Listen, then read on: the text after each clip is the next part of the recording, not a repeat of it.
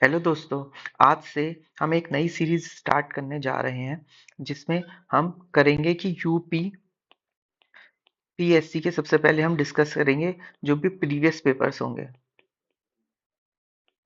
ठीक है, वो भी किसके, मेंस के। ठीक है, तो वो हम डिस्कस करेंगे पेपर वाइज और टॉपिक वाइज। ठीक है, तो इसके अंदर हम क्या करेंगे कि पहले हम पेपर 1 से स्टार्ट करेंगे और पेपर 6 से जाएंगे और हम बैक से चलेंगे। मीन्स हम पहले 2023 के पेपर सॉल्व करेंगे, उसके बाद हम 2022 और ऐसे ऐसे कर करके हमारा 2018। ठीक है, तो ये हमारा एक रफ आइडिया है कि हम कैसे स्टार्ट करेंगे पेपर। ठीक है, तो ये मैं आपको कुछ इंस्ट्रक्शन जो आपके मेंस के पेपर में आते हैं कि जनरल स्टडीज पेपर 1 है, मैक्सिमम 200 मार्क्स का होगा। ठीक है, और टाइम हमें 3 आवर्स का अलाउटेड होगा। ठीक है, इसमें 20 क्वेश्चंस आएंगे जो सेक्शन ए और सेक्शन बी में डिवाइडेड होंगे।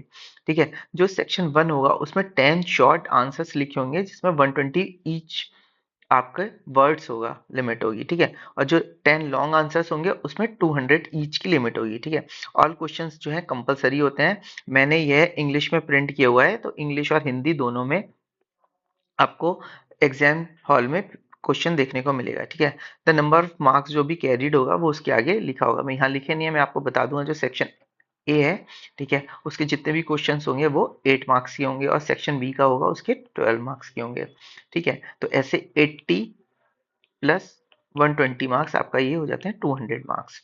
ओके, तो ये वहाँ पे एक पूरा पैराग्राफ दिया होता है, पेज मतलब उसके अंदर ही आपको पेज दिया होता है और आपको उसी लिमिट के अंदर अपने आंसर लिखने होते हैं। ठीक है, तो ये जो 2023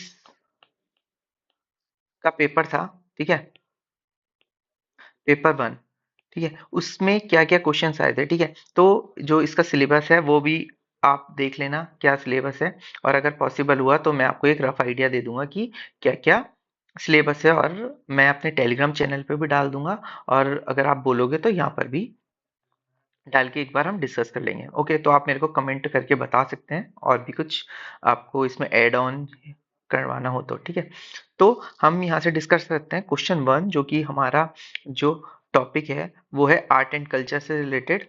ठीक है,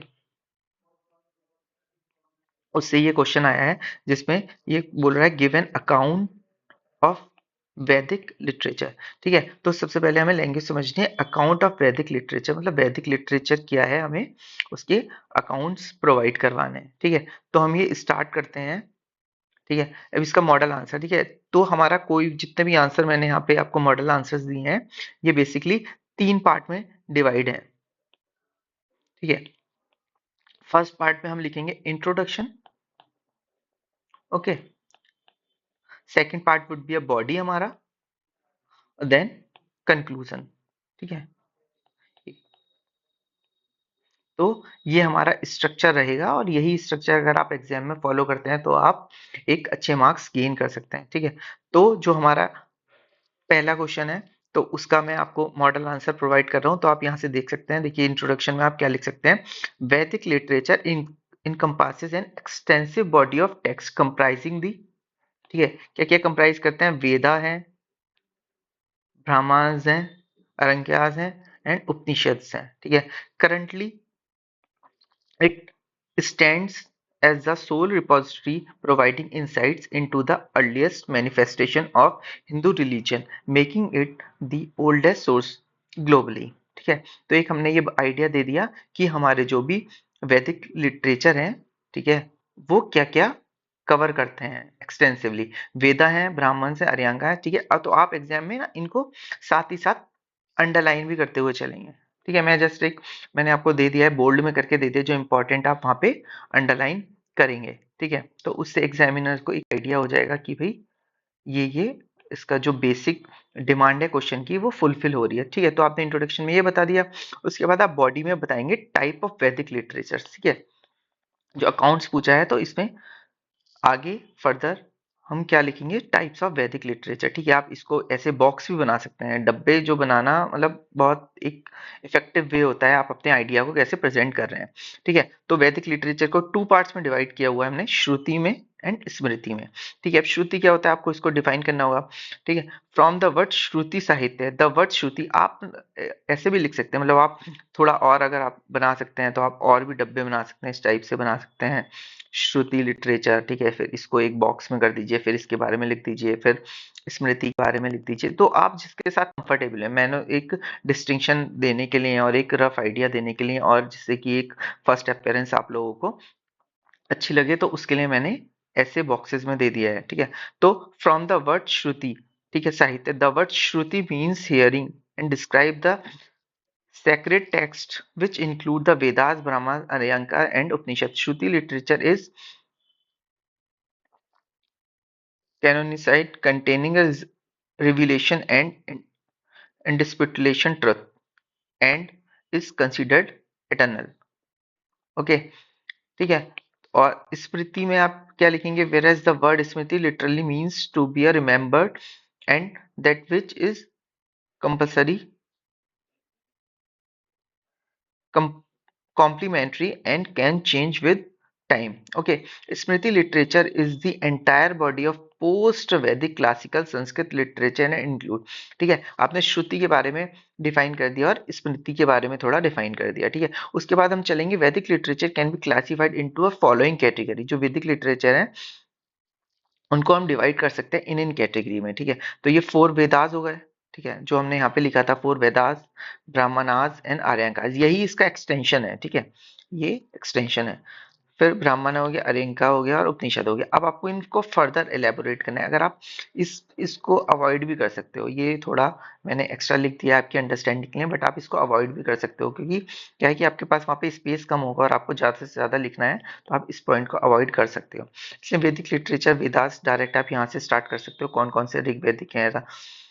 ऋग्वेद है, सामवेद है, यजुर्वेद और अथर्ववेद। ठीक है, आपको एक एक लाइन इनके बारे में भी लिख सकते हो। ठीक है, वो आपकी डिपेंड डिपेंड करता है कि आप कितना टाइमिंग ले रहे हो एक क्वेश्चन लिखने के लिए। ठीक है, मैक्सिमम मेरे को लगता है कि 8 मिनट। ठीक है, 7 से 8 मिनट के अंदर आपको अपना कंप्लीट कर लेना है क्वेश्चन का आंसर। ओके, ठीक है। अब ब्राह्मणास को आप कैसे लिखेंगे? The hymns of Veda explain the Brahmanic वैदिक लिटरेचर प्रोज वर्क डिस्कस। इस टाइप से आप ये पूरा लिख के देख लीजिए। आप ये लिखेंगे। ठीक है, और ये देखिए। ठीक है, these were written by invokers and holy priest। Rigveda sacrifices। ठीक है, फिर सतपथा ब्रह्मा, फिर अथर्ववेदा। ठीक है, उसके बाद अरंक्यास क्या होता है? Aranyakas the forest often known as forest book. ठीक है, आप इनके सबके बारे में दो दो लाइन लिखकर, ठीक है, उपनिषदा 108 उपनिषद हैं, 13 कंसिडर्ड मेजर, 108 उपनिषद,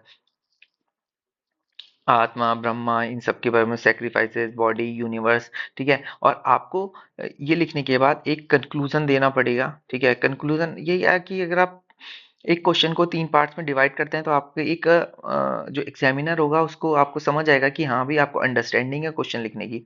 ठीक है, और आपका जो क्वेश्चन है एक वो भी एक अच्छा व्यू देगा आपको। ठीक है, वैदिक लिटरेचर कंपोज्ड एंशियंट वैदिक Sanskrit stand is earliest body Hinduism Sanskrit literature tracing.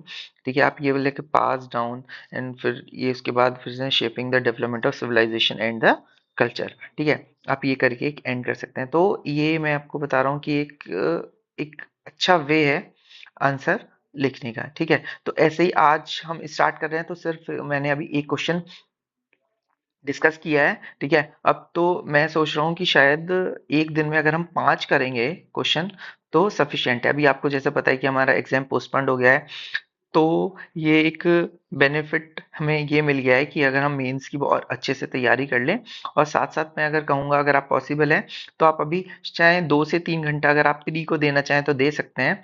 वरना मैं तो अगर आप कहूँगा कि आपके पास अगर 1 महीने के बाद भी आप प्री स्टार्ट करते हो, इस बीच में आप पेपर 6 और पेपर 5 को कवर कर लेते हैं और कुछ क्वेश्चंस इनके देख लेते हैं जो भी आपका एरिया वीक है, या आप डेली 3 से 4 क्वेश्चन लिख लेते हैं, तो आपके लिए ये हैंड राइटिंग राइटिंग प्रैक्टिस के लिए बहुत अच्छा होगा। ठीक है, तो इससे क्या होगा कि जो पावर होती है ना, मसल्स पावर, ठीक है, ये बहुत मैटर करती है। ठीक है। अब आप ये वहां पे जाके आपको सिर्फ लिखना होगा, आपको सोचने का भी टाइम नहीं मिलेगा। तो आपने अभी जितना लिखा होगा ना वो सारी आपकी हेल्प करेगा वहां पे।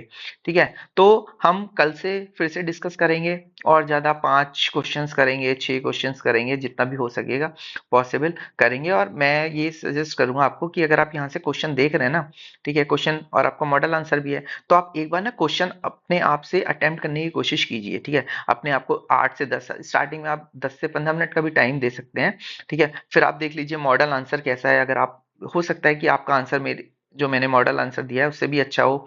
और ठीक है, तो आप एक बार कंपैरिजन कर लीजिए, और अगर आपको कुछ लगता है कि आप अपने क्वेश्चन में ऐड कर सकते हैं या डिलीट कर सकते हैं, तो वो आप अकॉर्डिंगली कर लीजिए और अपने ही एक क्वेश्चन बैंक बना लीजिए। मैं तो सजेस्ट करूंगा अपनी ही क्वेश्चन बैंक बना लो, मैंने भी क्वेश्चन बैंक बनाई हुई है अपनी, इसलिए आप क्वेश्चन बैंक बना लो। और लास्ट लास्ट टाइम पे जब आप रिवाइज करोगे तो आप बहुत जल्दी जल्दी रिवाइज कर सकते हो उससे, और पॉइंट्स फॉर्मेट में आप लिख सकते हो। ओके, तो आज के लिए इतना, थैंक यू सो मच। ठीक है, अब हम आगे स्टार्ट करेंगे, डेली 5 से 6 क्वेश्चन डिस्कस करेंगे। ठीक है, ऐसे ही मेरे को लगता है कि हमारा जो ऐसे पेपर वाइज है, एक पेपर हमारा 4 दिन में खत्म हो जाएगा। ठीक है, 20 क्वेश्चन होते हैं, हम ऐसे डिस्कस करेंगे। Okay, thank you so much. और मैं इसकी पीडीएफ अपने चैनल में भी डाल दूंगा, टेलीग्राम चैनल, तो आप मेरा टेलीग्राम चैनल भी ज्वाइन कर सकते हैं। Okay, thank you so much, bye bye.